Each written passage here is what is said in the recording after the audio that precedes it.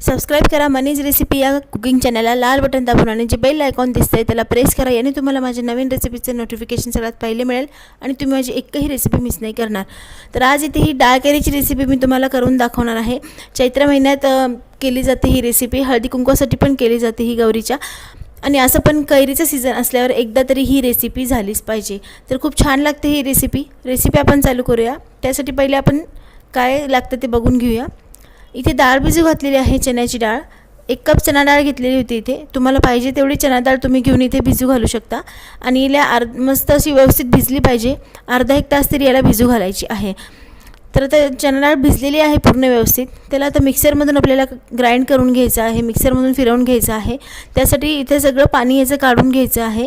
आणि पाणी काढून झाल्यानंतर याला मिक्सरमध्ये टाकून तुम्हाला असं जाडसर याची भरड करून घ्यायची आहे. जाडसर तुम्हाला चणा डाळ इथे फिरवून घ्यायची आहे. आणि फिरवताना यामध्ये तुम्हाला हिरवी मिरची घालायची आहे. हिरवी मिरचीची तुमच्या चवीनुसार तुम्ही कमी जास्त करू शकता.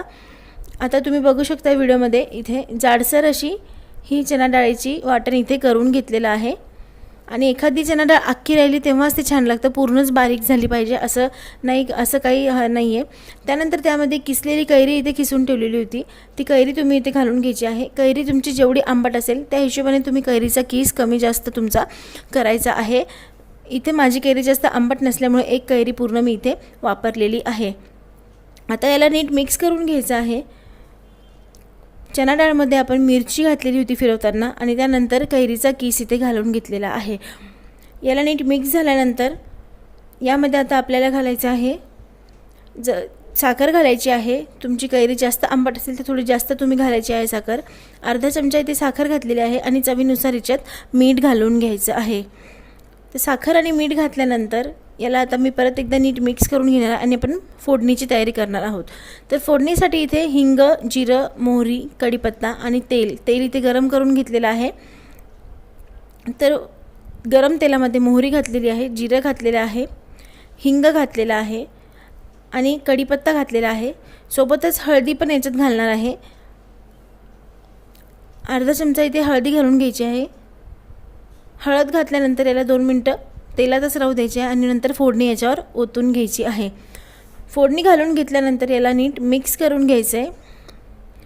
फोडणी घालून आता नीट मिक्स झालेलं आहे. आता फायनली याच्यावर कोथिंबीर घालून घ्यायची आहे बारीक चिरलेली. आणि कोथिंबीर घालून परत त्याला एकदा मिक्स करून घ्यायचं आहे. मिक्स झाल्यानंतर डाळ करी तुमची बनवून तयार झालेली आहे. ही खूप छान लागते. आंबट, तिखट, खारट आणि गोड अशी याची चव आहे. आणि कैरीच्या सीझनमध्ये एकदा तरी डाळ करीची रेसिपी बनलीच पाहिजे. खूप छान लागते ही रेसिपी. तुम्ही खाऊ शकता वरण भातासोबत. नुसती खायला खूप छान लागते अशीच नुसती चमच्याने. तर तुम्हाला जसं हवं त्याच्यासोबत तुम्ही रेसिपी खाऊ शकता. रेसिपी आवडली असेल डाळ करीची तर नक्की एक लाईक करा, कमेंट करा, शेअर करा आणि मनीज रेसिपी कुकिंग चॅनल नक्की सबस्क्राईब करा. तोपर्यंत भेटूया पुढच्या अशा एक छानशा नवीन रेसिपीसोबत. Bye bye.